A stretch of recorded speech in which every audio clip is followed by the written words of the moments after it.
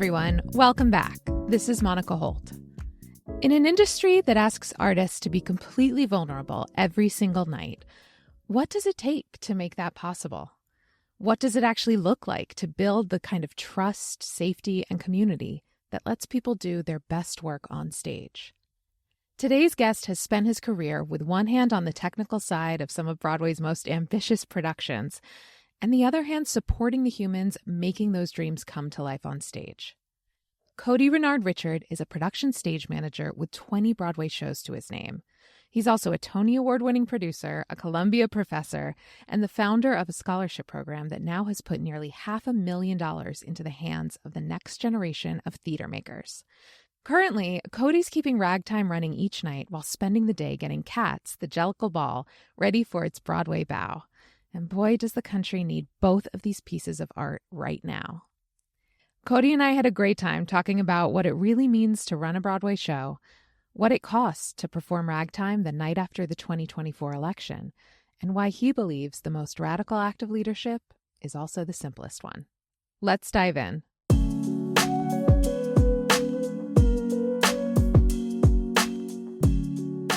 Cody Renard Richard, welcome to See Eye to Eye. Thank you so much for spending some of your very, very limited time with us this morning. I'm so happy to see you. Of course. I'm so happy to be here. You are someone who has just been such a light in this industry as long as I have known you or even just been aware of you. Back at my former place of employment, you were there with Freestyle Love Supreme and our paths crossed, and I was really hopeful that we get a chance to work together more. But, that was right before COVID and everything kind of led us down different roads. But a lot of what I've been doing is just witnessing your spectacular leadership from all corners of your very multi-hyphenate artistic life. And so I'm just grateful to get a chance to spend a little more time with you. And to that end, I'd love to start at the very beginning, which is to ask, how did theater and arts first show up in your life? How did it start? I was sort of placed in the theater. I grew up essentially with animals. My entire family are cowboys and cowgirls. I was always outside on horses dealing with cows. And so the arts was not something that was big in my family. And it was certainly not something that I had access to. But I like to say I was a troubled kid. I was a child who liked to talk back, and I was a class clown, and I was always in trouble. So my guidance counselor essentially told me I needed to pick up an extracurricular activity, and they suggested the drama club. And I joined, and I acted in a play, and I loved the attention. And that's kind of how it started. And then, I was like, I want to keep doing this. So then I joined it in high school, but I had a teacher then who was like, you can't keep getting in trouble if you're going to be in my program. So she sort of like shaped me, and I was like, okay, great. I like this. This is fun. And that's sort of how it came into my life, and it worked out. Well, lucky for all of us. Thank you. Shout outs to that teacher who saw the spark and knew how to help channel your energy, let's say. Yeah, exactly. I think you've spoken before that it was your high school drama teacher that kind of saw in you a lot of traits of a great stage manager. What did it mean to you for an adult to be seeing you so clearly, if we look back and want to consider it that way, but to be seeing you so clearly at such a formative age? Yeah, I mean, anytime someone asks me about my journey, I speak about her. Her name is Carrie Wood, and her husband is Brian Wood, and they co-led the department, and he was sort of over the technical theater department, and she oversaw everything else. But I think about it a lot now because now it means the world to me because I very much understand what that moment was. I think then it meant a lot, but I didn't understand it. I was just like, oh, this person thinks I'm good. Great. It was more of like someone pouring into you, and that feels good, obviously. So you want to do right by them. She saw something special in me, and she gave me responsibility. And I was like, oh, I have to show up because this person believes in me. But I don't think I put that into words. So now I understand like how pivotal that moment was for me. At the time, I think I was just wanting to be seen and be appreciated. And so, it's so powerful. We sometimes discount like that one person who has changed our trajectory. But I think like all it takes is one person to say, hey, I think you should do this. Or like, I really believe that you have this.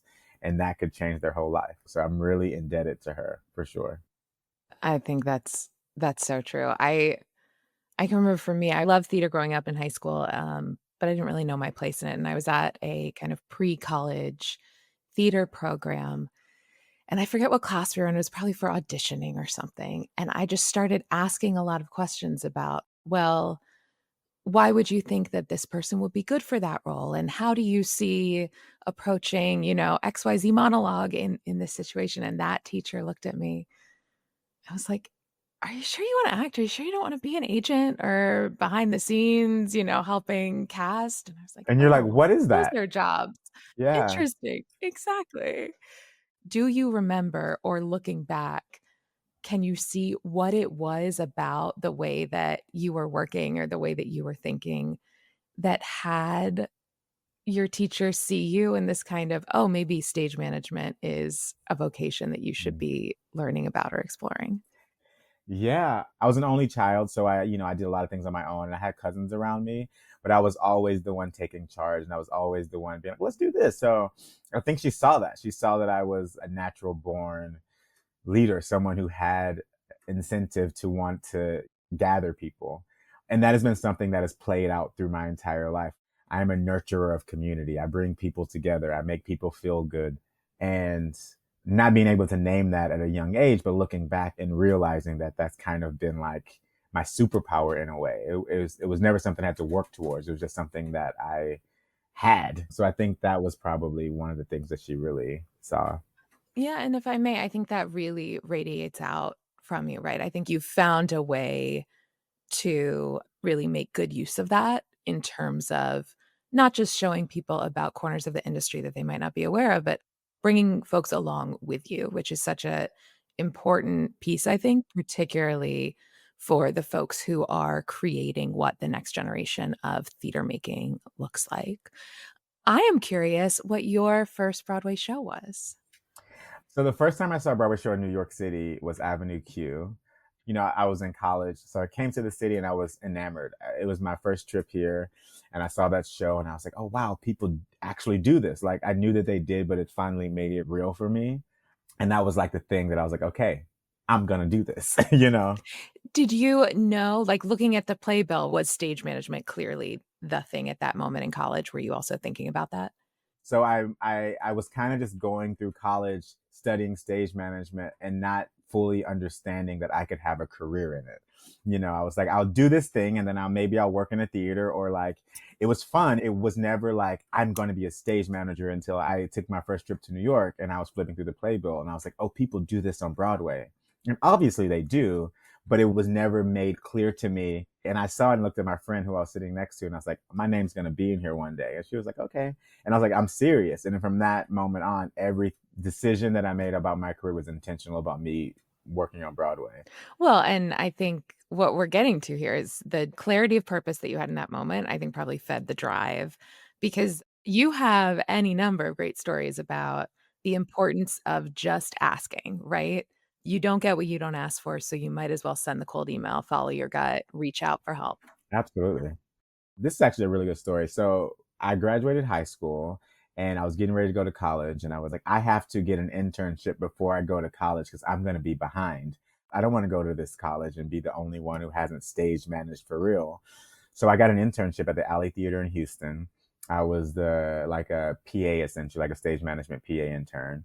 And I worked with this woman named Sarah Mills, who unfortunately just passed away. But she was this amazing, amazing stage manager, and we hit it off. So I go to school and then I started taking trips to New York on my spring break and fall breaks, and I would post about it on Facebook.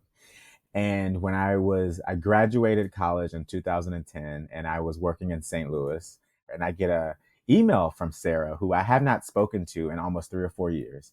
And she was like, are you still in New York?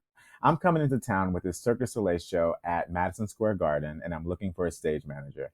I know it's been so long, but I just remember the joy and grace that you had in the space, and I think you would be perfect for this team.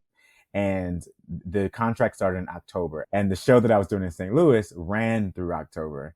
So immediately I lied. I was like, yeah, of course I'm in New York. Of course I would love to For do sure. this. So I moved to New York with Cirque, not knowing what it was about to be. Probably kind of definitely underqualified for it. But Fake it till you feel it. exactly. And that's what I did. And that's like been a part of my journey. I ask for what I want.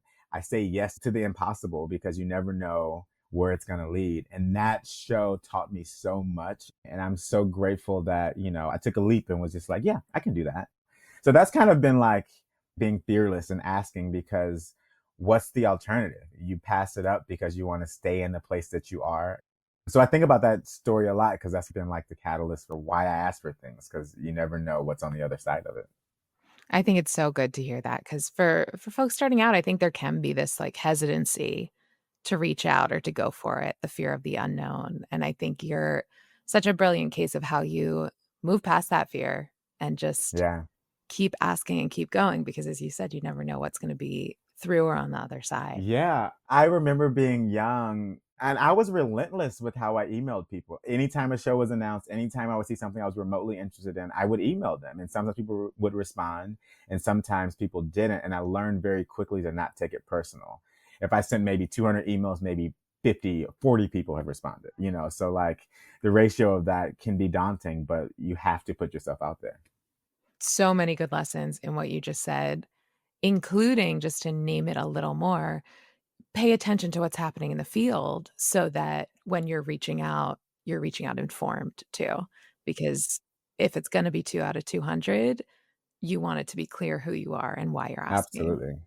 I realize because the audience for this podcast also includes lots of folks who work on the more administrative side of the business, would you just explain a little bit about the work of stage management, right? You do many things, but when you are the production stage manager for a show, how would you explain that job to someone who's never seen what happens backstage?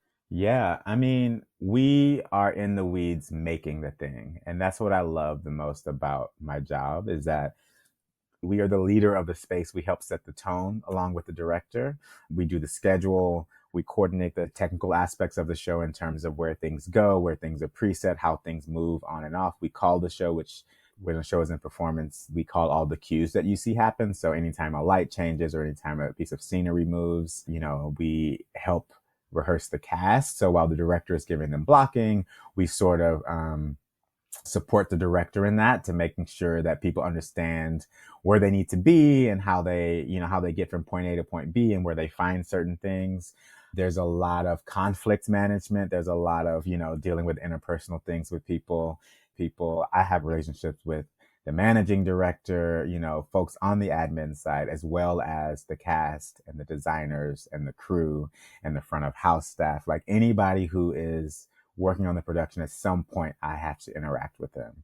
So in a way we're like a therapist, we're a pilot, we're a cheerleader, we're a secretary. So there's a lot that goes into it and it's hard to really put it in a box, but we are the people who keep the show running. Yes, I mean, definitely keeping the show afloat while sometimes still building it, while also, as you say, managing the pieces with so many outside constituencies, just Yeah. so much knowledge and information that you are the keeper and caretaker of.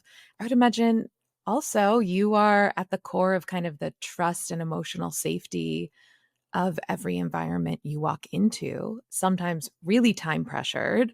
How do you build that sense of trust that's needed for a community like a Broadway show to really work and keep running? Yeah, absolutely. I'm so glad you brought that up.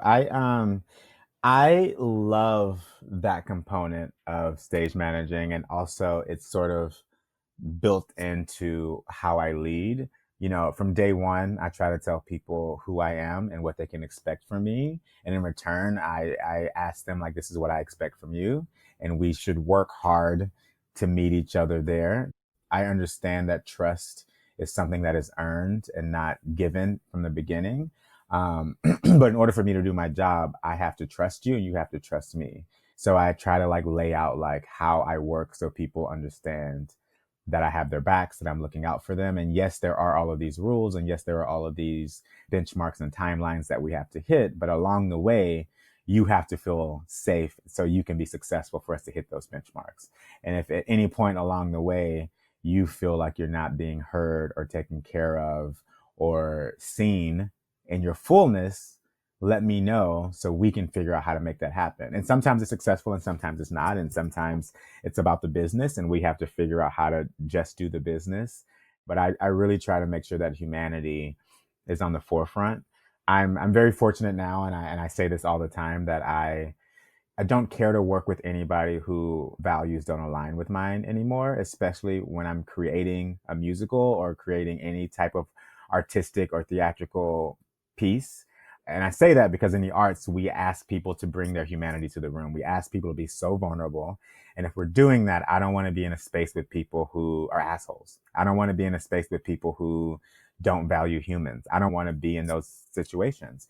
And I have, when I first, when I first started out, you take the job that's given. And I've worked with people who weren't nice and people who never learned my name. And I'm like, this is not how we collaborate. So now I'm Mhm. very intentional about where I put my energy and what spaces I step into. So I know that we're all working towards a common goal.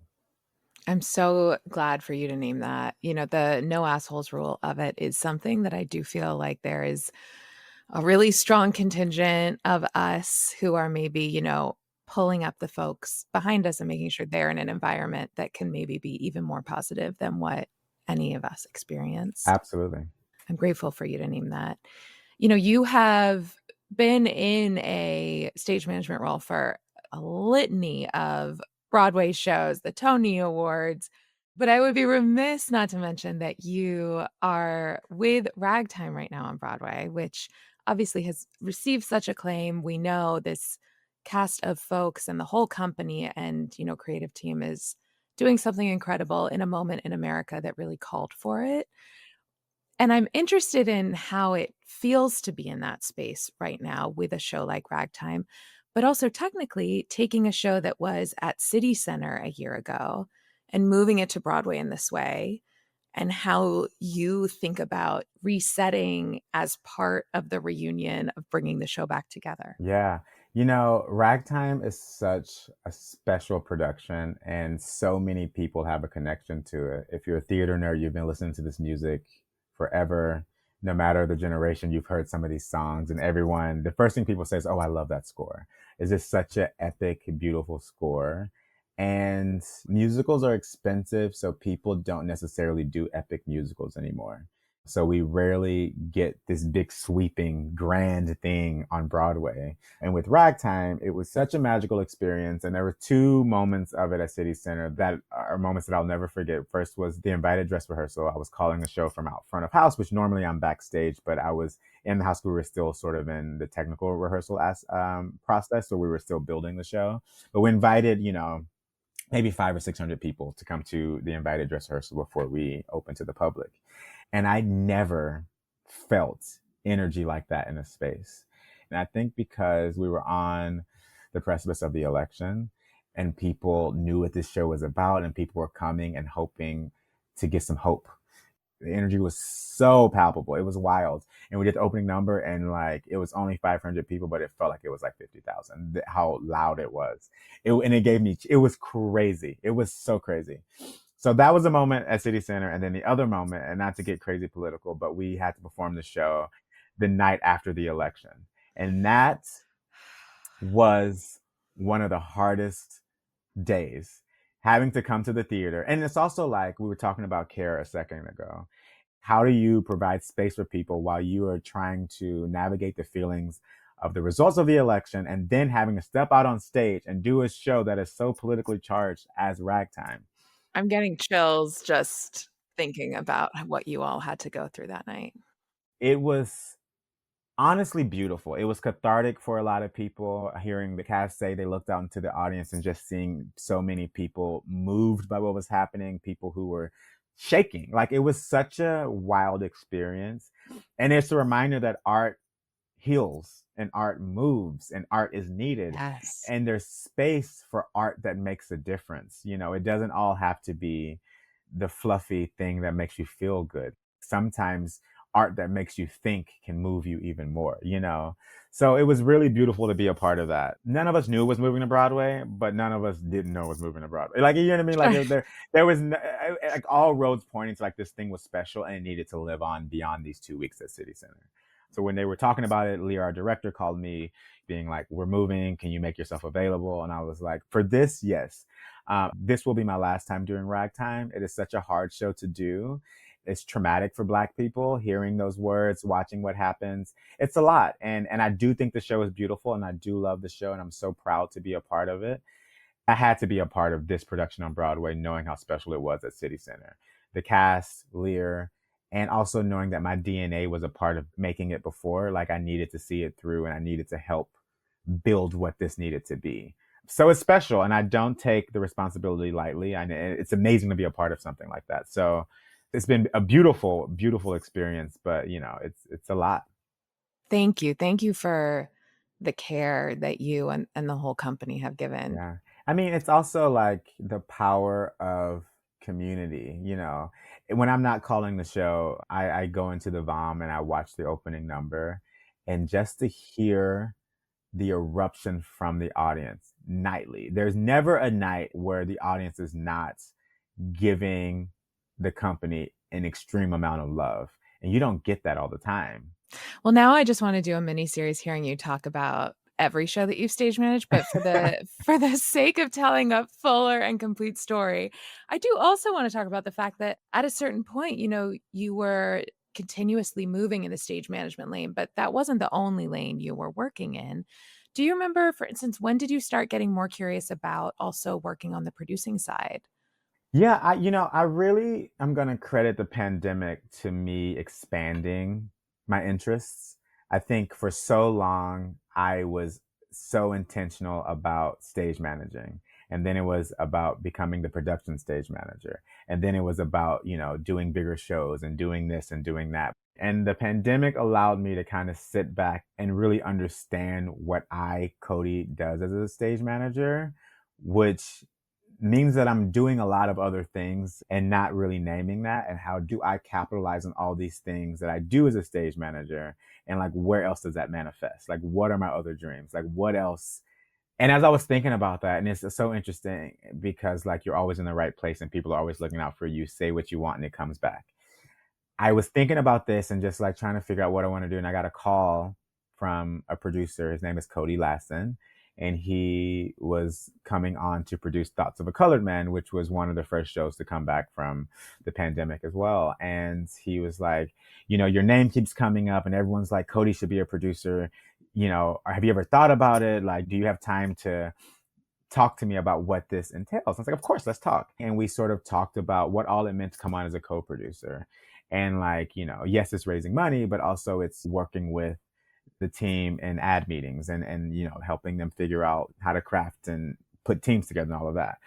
So he called in a moment of discovery for me. And that sort of was the catalyst to do more. So that's kind of how it started. Someone reached out and was like, these are the skills that we see in you. Is this something that you're interested in?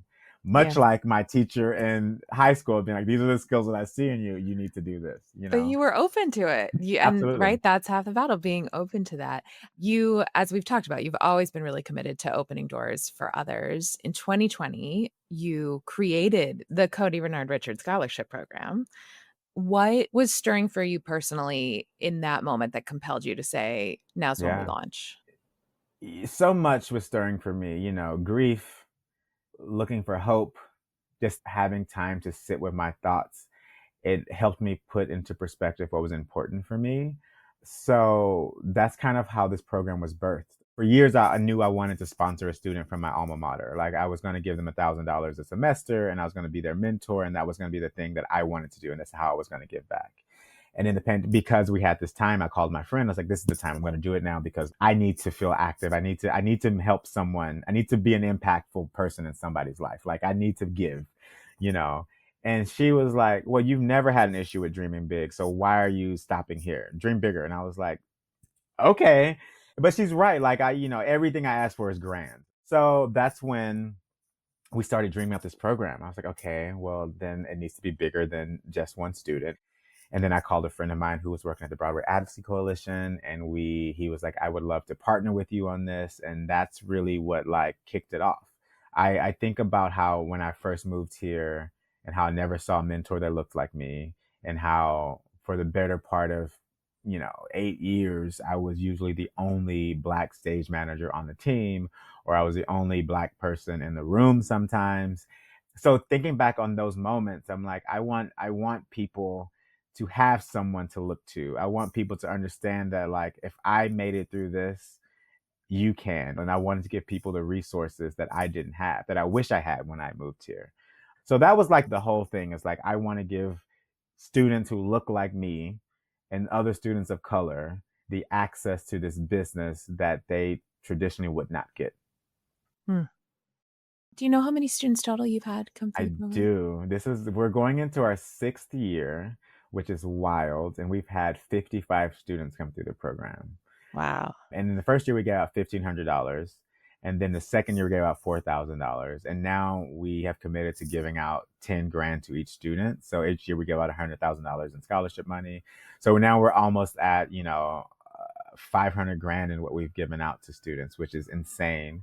The hope is that we continue to grow, and maybe we can make more of an impact with them. But yeah, we give them the financial stipend, but we also work with them through the semesters. We do these online seminars, and where we talk about leadership, and we talk about how to own their voice, and we talk about the things that they're going through at their colleges when they are the only in a space. And it's really surprising sometimes when one student talks about something and another student goes, I dealt with that last year. This is what I did. And it's also sad that these kids are having to Yeah. go through these things, but it's a reminder of like why these spaces are important, and it's a reminder that we have to talk about it, otherwise it won't change. So I love getting to work with them, and I love bringing them in and seeing how they interact with each other. And I love that our program isn't just about giving people a financial grant. It's also about helping them become the best human they can and helping give them access to the industry. Absolutely. It's not a secret, but it is still something that we need to continue talking openly about, the fact that there is such a lack of diversity in backstage roles. What do you think people inside the industry still don't understand about where the real barriers exist? I think people don't stop and think about what's happening around us enough. You step into a space and you're already comfortable because everybody behind the table is white. You don't stop and look around that everybody in the space looks like you, because you don't have to think about that. So I think that like just something as simple as that is that people don't take the time to stop and think about like, oh, this place could do with a different perspective. And just for barriers of entries is access. New York City, if you're looking to come here, it's such an expensive city. So first of all, you have to survive before you can even meet the people to help you thrive. So I think that like it's about taking a step back and just looking around and like, oh, maybe I should think about this differently and bring somebody else into this space. Mhm, and the space that we're taking up ourselves, Totally, for those of totally. us who find ourselves in the majority in those rooms. Yeah, yeah.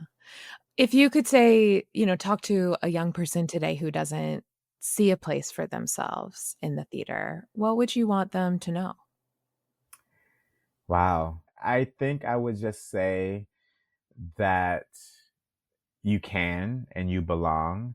Just because you don't see yourself in it doesn't mean that there's not space for you. There are people like me, and there are other people who are ready to welcome you into this space. So don't be discouraged that it's not happening at the pace that you want it to happen in. If you want it, it's yours. Anything that we want in this life is ours. We just have to release the timeline. We have to work towards it. We have to name it and truly believe that it can happen for us. So I think to anyone who's feeling discouraged, or anyone who may be trying to step into this, just know that it can happen. Find your tribe to help you get through those moments when you feel like it's not happening. But don't lose faith. Just know that what is for you will come to you in the right time. We just have to be open. Again, we have to be open to it. Mm, beautifully said. What is giving you hope or excitement about the future of live theater right now? Well, A production of Cats that is about to happen on Oh, Broadway shall we talk about that is maybe? is giving me so much hope because it is a historic production that's happening. Yes. Never in the history of Broadway has something like this been on the mainstream. I think it's so brilliant what Bill Rausch and Jalen Livingston, our directors, I say our directors because I'm doing the show. There Um, we are. That's what we're waiting for. And um, for people who maybe didn't get a chance to see it or hadn't heard about it, can you explain what the production is? Absolutely. So Cats is, an iconic Andrew Lloyd Webber musical. And this production is called Cats the Jellicle Ball. It's a revival of the beloved production that a lot of people love, I should say. And they really flipped it on its head. They set it in the ballroom, and it focuses on the culture of ballroom and how that culture works, and is bringing folks in who have traditionally been excluded from the theater. And it's so interesting when you put a show like this in a different lens, how it becomes clearer to understand. They're Yes. no longer kitty cats crawling around on their knees, they're humans inhabiting this story. It brings the humanity out in a different way. And it's such a special production, and I hope everyone sees it, and I hope everyone uplifts it. I am particularly excited to be working on a show with a bunch of queer people, to have trans and non-binary and gender non-conforming people in the limelight on Broadway is not something that I've experienced. And when I had, they had to play a certain role, or they had to like not be themselves. You know what I mean? So like this is asking people to really bring their humanity to the art. And I'm really excited. And that really gives me hope because producers are taking risks. Mm. Producers and creatives are taking risks. You're taking a Mhm. beloved revival and you're saying, well, let's do it this way. Let's like not do it how it's been done before, and let's really spin it. So I think people who take risks are giving me hope, and knowing that there is space for different types of art, even on the mainstream. A great answer. I can't wait to see it again. I think you're right. It's brilliant, it's daring, it's joyful, but also, like, I understood cats for the first time. Baby, Like, I'm not even gonna hold you. Cats was not the musical for me. for I've sure. seen it, but when I saw it downtown, I was Uh-huh. like, oh, I get it. I love it. But This makes before sense. it never resonated with me. It wasn't a No. thing. It just never hit for me until this production. And it's so exciting that art can do that. Art Yes. transforms and becomes different things, and at any point in your life it could mean something else. So I'm really excited that this production is doing that for you, and it did that for me, and hopefully, so many others. Absolutely. Well, we are coming to the end of our most wonderful time together. We end each episode with a little bit of a quick fire questionnaire about culture. So Yeah. we're going to jump right in. What is one piece of culture right now that you're currently obsessed with? Olivia Dean. I'm obsessed with her album The Art of Loving. I'm obsessed, and she's like a warm hug.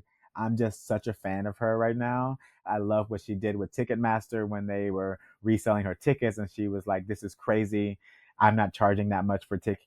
I'm obsessed with who she is, and she seems like just such a young, down to earth new pop star. So she's definitely my cultural obsession right now. What a worthy one, a very worthy obsession. If you could go back in time, what live performance or event would you have wanted to attend? Oh my god, this is so hard. I'm gonna start with just theater because that's Narrow the scope. Understood. yeah. I mean, like I wish I could have seen Patty LuPone in Evita. Like Mm. that's a performance that I go back and watch on YouTube all the time. I wish I could have seen Heather Headley in Aida because that woman is otherworldly to me. No one does it like her. So those are two that are popping up right now, and I'm so regretful that I didn't get a chance to see Whitney Houston before she passed. Oh god, I can't even imagine. Yeah. What is one free resource, which can be, from any field, that you think everyone should check out?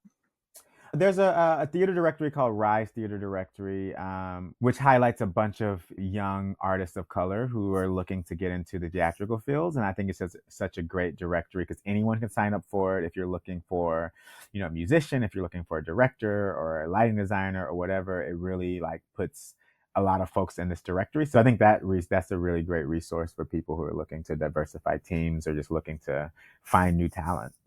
That's great. Yeah, we'll put that in the show notes too. And then our last question is your see eye to eye moment. If you could broadcast one message to executive directors, leadership teams, staff, and boards of directors for thousands of arts organizations today, what would that message be? Huh. I think the message that's on my heart today would be to take the time to meet people who are making the thing that you are leading. I think as board members, as executive directors, as artistic directors, as managing directors, whatever the title may be, you got into this at some point because you were passionate about the arts, or you got into whatever field you're doing because you were passionate about the thing that's being made. And at some point, we lost the plot of remembering who actually makes the thing. Because at the end of the day, the money does not make the thing. The money helps make the thing. But without the humans, the thing wouldn't happen. So I would and just implore people to show up a little bit more, show face, meet people, remind them that you're human, remind us that you value the work that we're doing. And I think that really goes a long way, by learning people's names and just stopping by and saying hello. It's really those small things that make people feel valued. Thank you for that. I think everyone needs to hear that and take that to heart as we look ahead. I just want to thank you. It has been such a joy to spend time together. You are a gift for all of us, and the way that you speak with such clarity about our community and what we can achieve together is beautiful. So thank you again for the time. Of course, this was such a fulfilling conversation. It's so easy to talk to you. So I'm happy to be here anytime.